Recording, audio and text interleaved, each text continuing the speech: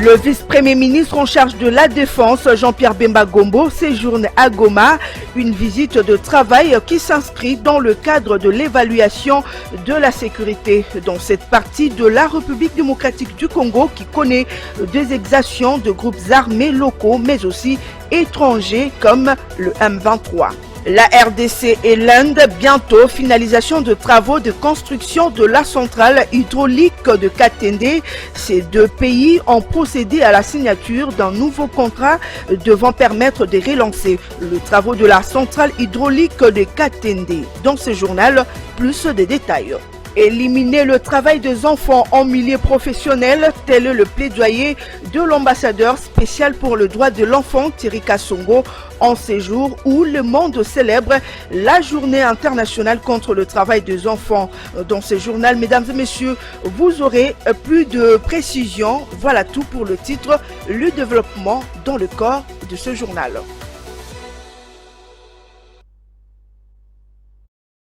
Voilà, il est 20h ici chez nous, mesdames et messieurs, c'est l'heure donc de vous informer. D'abord, cette actualité, le président de la République, Félix-Antoine Tshisekedi, a inauguré le week-end à Kinshasa l'usine Suprême Automobile spécialisée dans le montage et la fabrication de bus Mercedes-Benz. L'implantation de cette entreprise en République démocratique du Congo est un événement historique qui intervient plus de 30 ans après le départ du géant américain de l'automobile General Motors et marque ainsi le retour d'une industrie automobile au Congo. Plus de détails dans ces commentaires de Claude Congo. Une fois montées, ces pièces démontées vont donner forme à un bus de marque Mercedes capable d'assurer les transports en commun. Il fallait attendre 3 décennies pour voir la République démocratique du Congo ouvrir de nouveau une usine d'assemblage de véhicules sur son territoire.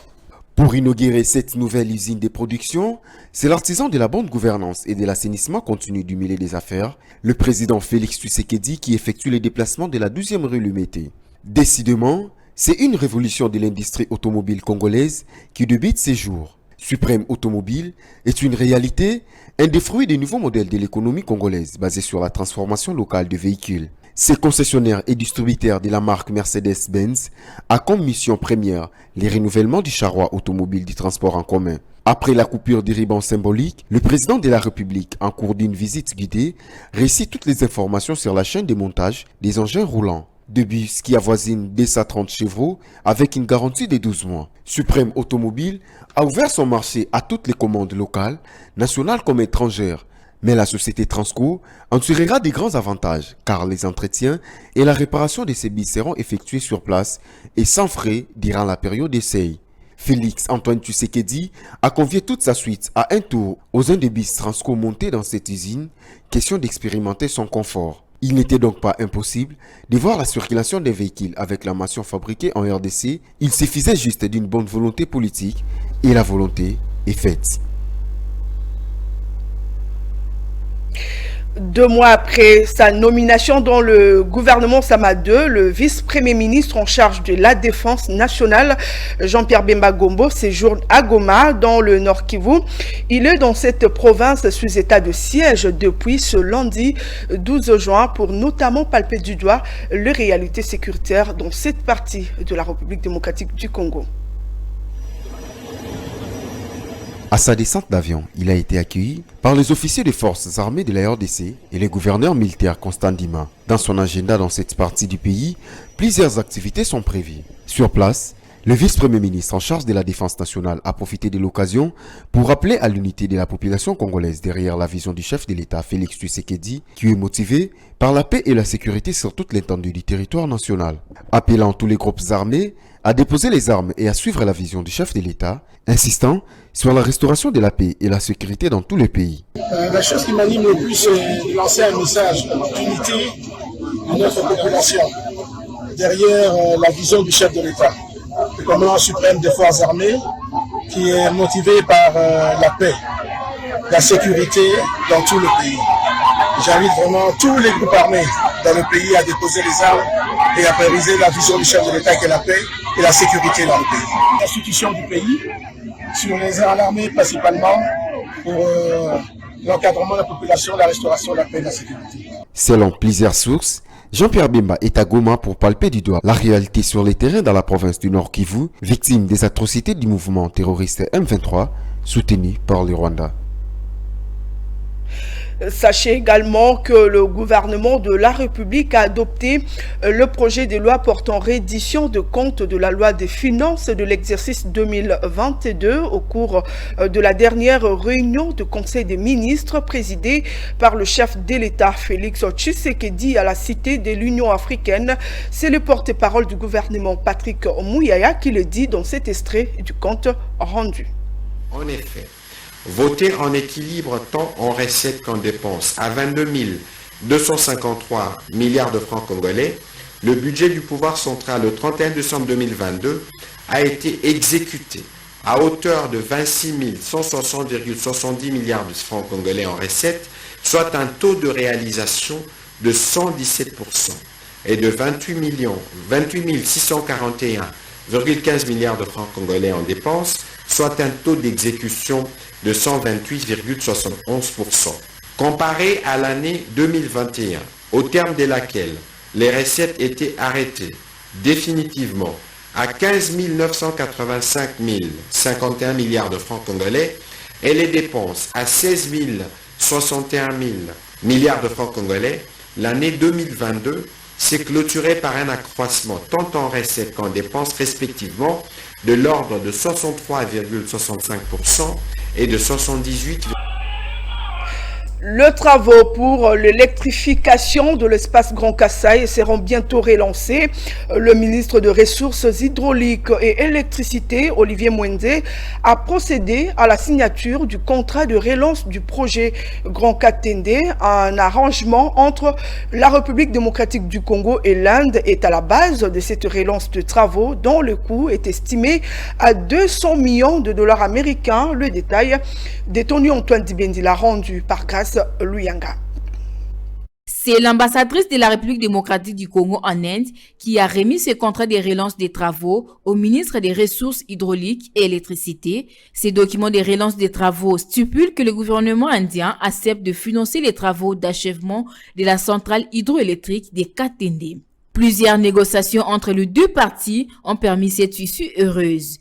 L'investissement global du gouvernement indien dans ces projets est de 200 millions de dollars américains. 80% de cette somme est un prêt et 20% un don, a assuré le ministre. Aujourd'hui, avec le gouvernement indien, la décision a été prise de remplacer l'entreprise Angélique International et aussi d'octroyer une nouvelle ligne de crédit de 200 millions de dollars américains, dont 180 millions de dollars sont un prêt et 20 millions de dollars qui sont un don pour le gouvernement congolais afin de pouvoir compléter ce projet. Nous voulons une centrale, bien entendu, mais nous voulons aussi des lignes de transport pour acheminer cette électricité vers les consommateurs qui sont la population de Kananga. L'installation des lignes de transport pour acheminer l'électricité vers les foyers de consommation est également prévue dans ces nouveaux arrangements congolo-indiens. Le monde célèbre ce lundi 12 juin la journée internationale contre le travail des enfants. Dans ces reportages, un éducateur des enfants et jeunes de la rue a situé à 3 ordres les raisons pour lesquelles les enfants sont exposés à des travaux qui leur privent de leur scolarité en République démocratique du Congo en général. Il s'agit entre autres de raisons politiques, économiques et culturelles. Célébrée cette année sous le thème « Justice sociale, élimination du travail des enfants », cette journée internationale contre le travail des enfants a été instituée depuis 2002.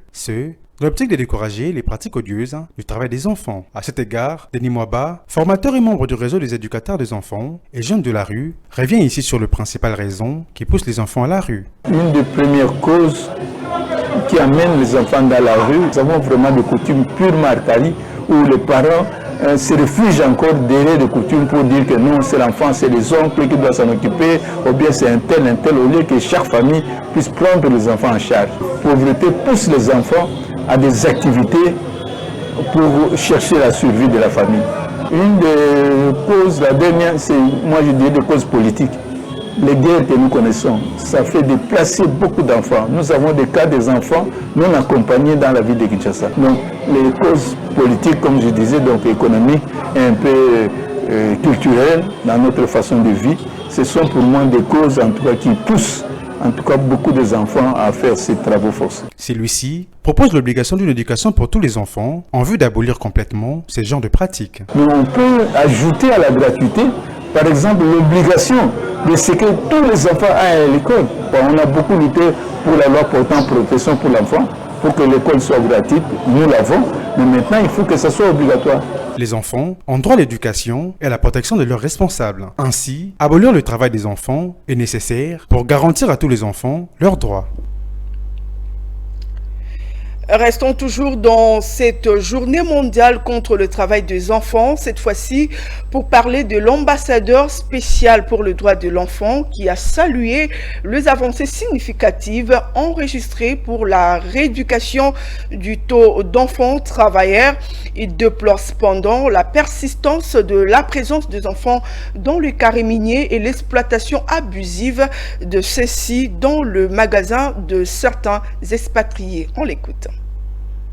Nous plaidons toujours pour que le gouvernement puisse améliorer le budget alloué au secteur. Aujourd'hui, en République démocratique du Congo, si nous prenons seulement le Kasaï oriental, nous avons plus de 30 000 enfants dans les mines de Bakwachimuna, Katekelai, et nous avons également les enfants qui sont dans le polygone de l'Amiba, mais aussi dans le Kasaï, Kananga et d'autres agglomérations qui regorgent donc le diamant, notamment les secteurs de Kabinda. Nous sommes dans la province de Lomami.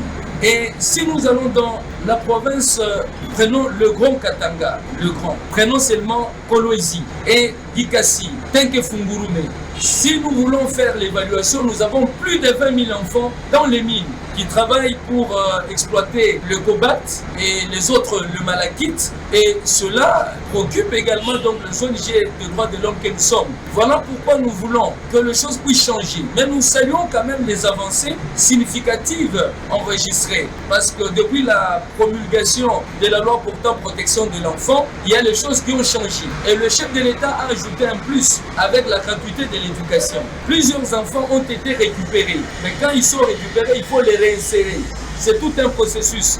Il faut identifier ces enfants, il faut programmer, il faut un budget, et puis il faut les tracing familial. Chercher chaque enfant, sa famille, sa communauté, et voir dans quelle mesure on peut réinsérer cet enfant du point de vue éducationnel. On va parler autre chose dans ce journal. Avec son immense potentiel en terres arables, une grande diversité climatique, son réseau hydrographique est un grand potentiel en termes d'irrigation, d'halieutique et d'élevage. La République démocratique du Congo représente potentiellement une puissance agricole. Cependant, il manque à ce jour une bonne dose d'organisation du secteur agricole. Quel schéma pour un investissement capable de booster l'économie globale du pays? Élément de réponse avec Fulgence Milay. Avec ce potentiel agronomique exceptionnel et une superficie des terres agricoles inégalée en Afrique, la République démocratique du Congo est à même de nourrir 2 milliards de personnes. En effet, la RDC dispose de plus de 80 millions de terres arables, dont moins de 10% sont actuellement exploitées. La diversité des climats, appuyée par un important réseau hydrographique, permet de cultiver une gamme variée de produits agricoles. Les étendues d'herbage et des savanes sont susceptibles de supporter un élevage de plus ou moins 40 millions de têtes de gros bétail. Les forêts tropicales qui occupent 135 millions d'hectares, soit 52% du territoire, constituent une réserve importante de biodiversité et de terres aménageables. Ce qui va de soi pour les gouvernements de faire asseoir un programme en matière de développement agricole visant notamment à renforcer la contribution de l'agriculture à la croissance économique, restaurer la sécurité alimentaire du pays, accroître la production des produits vivriers, mais aussi à stimuler la production agricole par l'instauration d'un régime douanier et fiscal particulier dans le but d'atteindre, entre autres, l'autosuffisance alimentaire, à promouvoir l'industrie locale de transformation des produits agricoles et à attirer de nouvelles technologies d'énergie renouvelable. La Caisse générale d'épargne du Congo, CADECO, a célébré le week-end dernier ses 73 ans d'existence. À cette occasion, une marche de santé de cadres et agents de cette banque de proximité a été organisée dans le but de renforcer sa visibilité, mais également faire la promotion de ses produits et services. Juvette Mbelou et Ruben Manata étaient là sur place pour le compte d'Ecofin Télévision. Cette marche des santé des agents et cadres de la CADECO à l'occasion de la célébration des 73e année d'existence de cette institution de troisième âge est partie du rond-point Willery dans la commune des Lingwala. Les marcheurs ont emprunté l'avenue Nyangwe en passant par ex-24 novembre pour chuter à la place des évolués. À cette occasion, une cérémonie de haute en couleur a été également organisée ici, au siège national de la Caisse générale d'épargne du Congo. Dans son discours, Matamba Biaï, directeur technique de la CADECO, parle des œuvres réalisées par cette banque de proximité. Pour ceux qui connaissent, vous voyez à Bandal, à Matete, à Lemba, il y a des constructions de logements de l'État. C'est l'œuvre de la Caisse d'épargne. C'est la Caisse d'épargne du Congo qui avait financé ces constructions. L'électrification de la ville-province de Kinshasa par Collectric, actuellement SNEL. L'achat de wagons pour la Vici Congo, actuellement appelée SCTP. La directrice générale de la CADECO, Juliette Mougolé, première femme à ce poste, est revenue pour sa part sur la raison d'être de cet événement. On a organisé une marche parce qu'on aimerait reparler de la CADECO dans sa nouvelle vision. On a voulu être nous-mêmes le modèle de la communication, le modèle du commercial que doit être chaque agent, chaque dirigeant au niveau de la CADECO. Dans le conseil d'administration, tout le monde était là, les administrateurs. Dans la direction générale, tout le monde était là. Et à tous les niveaux, on était tous sur la route en train de parler de la CADECO à la population de Kinshasa. Juste après, s'en est suivi la présentation de la nouvelle maquette de cet établissement bancaire. À noter que la CADECO opère dans plusieurs provinces de la République démocratique du Congo. Elle a pour mission principale promouvoir et collecter l'épargne auprès des personnes physiques et morales.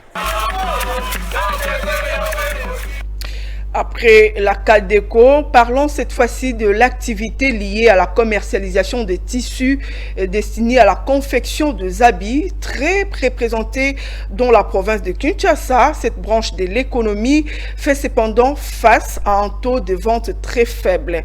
Une situation due principalement à l'augmentation de prix auprès des fournisseurs, affirment quelques acteurs du secteur. Reportage de Grace Luyanga et Joe Manana. Dans la commune de Kalamou, au marché Capella, l'un des lieux de négoce réputés de la ville où s'exerce la vente de ces produits vestimentaires, les activités sont en berne. Pour les vendeurs, la principale cause, c'est bien la dépréciation de la monnaie locale face aux devises étrangères, dont le dollar américain. Pourtant, sous l'étalage, différentes sortes de tissus sont exposés et proposés à divers prix. Nous proposons à nos clients divers types de tissus. Ceux pour la confection des habits destinés aux hommes, même ceux destinés aux femmes. Pour le moment, nous faisons face à plusieurs difficultés, celles notamment au ralentissement de la vente. Le prix d'un mètre d'une pièce de tissu se négocie entre 6 500 à 9 500 francs congolais. Mélange. Alors, tissu OP baini, c'est sous forme ya tissu nigérien. Pour le moment, vraiment, tous en a difficulté. Par rapport à ce auparavant, mais cette fois-ci, tu as une difficulté, les clients pour mbongo, ils ont mon anaté. Pour le mètre, tu as 10 000, le mètre 12 000, le mètre 9 500, le mètre 6 500.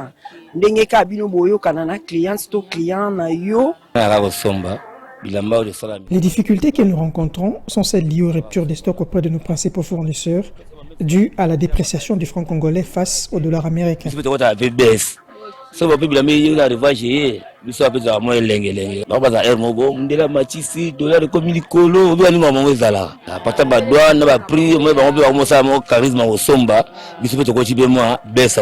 Ces tissus utilisés dans la confection de costumes, chemises, pantalons et bien d'autres articles vestimentaires peuvent servir d'un cadre valorisant notre couture locale.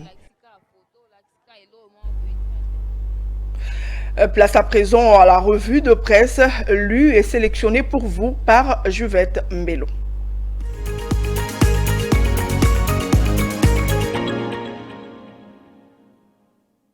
Mesdames et messieurs, bienvenue dans cette revue de presse économique. Débutons cette revue de presse avec la justice qui titre à la une « PDL 145 territoires, Samalou Kondé en mission dans le Haut-Katanga ». Le journal note que, séjournant depuis samedi dans le Haut-Katanga, le Premier ministre Jean-Michel Samalou Kondé est arrivé hier dimanche à Kasenga, territoire situé à plus de 200 km de la ville de Lubumbashi, où il a communié avec les Congolais de ce coin de la République démocratique du Congo. Le chef du gouvernement était accompagné d'une grande délégation constituée de quelques membres du gouvernement. Il s'agit notamment de la ministre d'État en charge des infrastructures et travaux publics et celui en charge de l'aménagement du territoire, des membres de son cabinet et de plusieurs personnalités notables du Grand Katanga. Après le village de Malambwe, le chef du gouvernement s'est rendu au village Kibindu dans le groupement Sapwe où il est construit un centre de santé, ce dans le cadre du programme de développement local des 145 territoires, renseigne la consoeur. Les travaux de ce centre de santé ont été exécutés pendant 6 mois seulement par le BCECO à travers le prestataire BDC Anglican. À Kasomeno, le Premier ministre Jean-Michel Samalou Kondé s'est démarqué par la construction d'une école en matériaux durables construite par le BCECO, toujours dans le cadre du PDL 145 territoires. C'est l'école primaire Akili déjà équipée et bénéficiant d'un système scolaire à la grande satisfaction de la population, note le journal. Poursuivons cette revue de presse avec Congo Nouveau qui titre pour sa part FPI. Installation officielle de la nouvelle délégation syndicale. Pour le journal, la nouvelle délégation syndicale du Fonds de promotion de l'industrie, issue des élections organisées le 26 mai dernier, a été officiellement installée le vendredi 9 juin 2023 au centre d'événements Roméo Golf par l'inspecteur général du travail en présence du directeur général et directeur général adjoint. Cette nouvelle équipe, réélue, promet de mettre le dialogue social avec l'employeur au centre de l'action afin de défendre les intérêts des agents du FPI.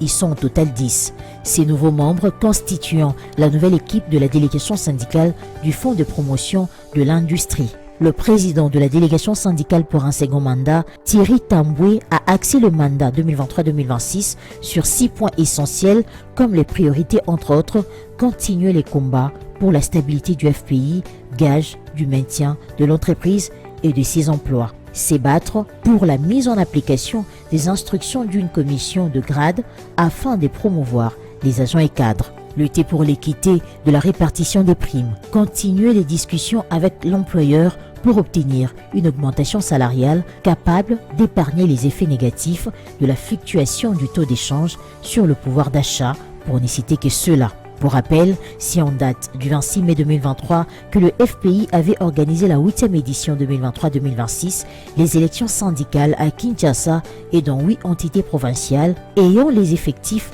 du personnel requis conformément au texte de loi. Terminons cette revue de presse avec l'avenir qui titre à sa une « Tshisekedi inaugure l'usine de montage des bus Mercedes-Benz ». Le journal explique que 30 ans après pillage qui avait désindustrialisé la République démocratique du Congo, Mercedes-Benz est désormais de retour au pays avec une usine de montage des bus inaugurée ce samedi à Kinshasa par le président de la République Félix Tshisekedi. C'est une initiative du groupe HJ qui, à travers les activités de son usine, va créer beaucoup d'emplois avec l'assemblage des carrosseries d'autobus de haute qualité, des services de maintenance et d'après-vente, des véhicules Mercedes-Benz, la fourniture des pièces de rechange, la vente des Piaggio moto à 3 pneus et des Scania moto à 2 pneus. Fin de cette revue de presse économique. Merci à vous de l'avoir suivi.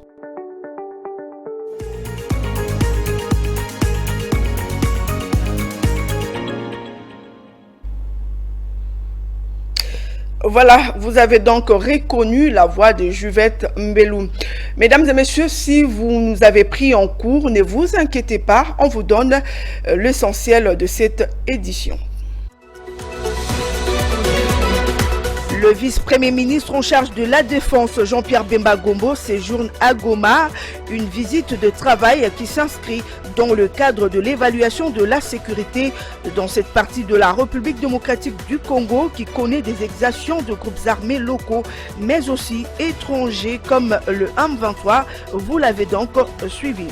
La RDC et l'Inde, bientôt finalisation de travaux de construction de la centrale hydraulique de Katende. Ces deux pays ont procédé à la signature d'un nouveau contrat devant permettre de relancer le travaux de la centrale hydraulique de Katende. Éliminer le travail des enfants en milieu professionnel, tel est le plaidoyer de l'ambassadeur spécial pour le droit de l'enfant, Thierry Kassongo, en séjour où le monde célèbre la journée internationale contre le travail de l'enfant. Dans ce journal, vous l'avez bel et bien suivi.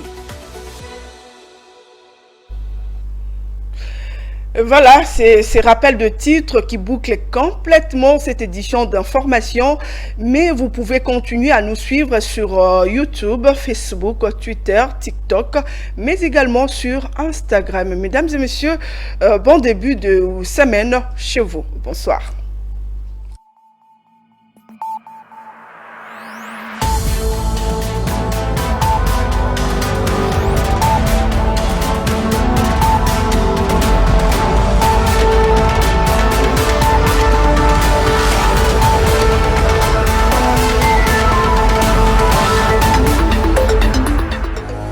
Dans une sphère médiatique, essentiellement tournée vers des contenus généralistes, où l'originalité n'a plus sa place au chapitre, où le secteur de l'économie et finance, pourtant poumon d'un État, sombre dans les oubliettes, voici enfin Ecofin Télévision. Économie et finance télévision, votre chaîne thématique essentiellement économique, vous offre un contenu original. Nous traitons des questions monétaires, commerciales, énergétiques, minières, pétrolières et environnementales. Notre créneau, vous proposer des informations, des analyses, des perspectives et prévisions économiques. Ecofin Télévision vous permet également de comprendre la coopération entre les États et les institutions, sans oublier l'épineuse question de la dette. Ecofin Télévision, tout savoir sur les investissements, les échanges commerciaux, la balance commerciale et la balance des paiements, le taux d'échange, l'état des lieux de la lutte contre les détournements des finances publiques, la coopération bilatérale ou multilatérale. Ecofin Télévision vous explique comment l'économie nationale est directement liée à l'économie mondiale. Notre particularité fait notre originalité. C'est pourquoi nous disons Ecofin Télévision, mieux que savoir sur l'économie et finances, comprendre.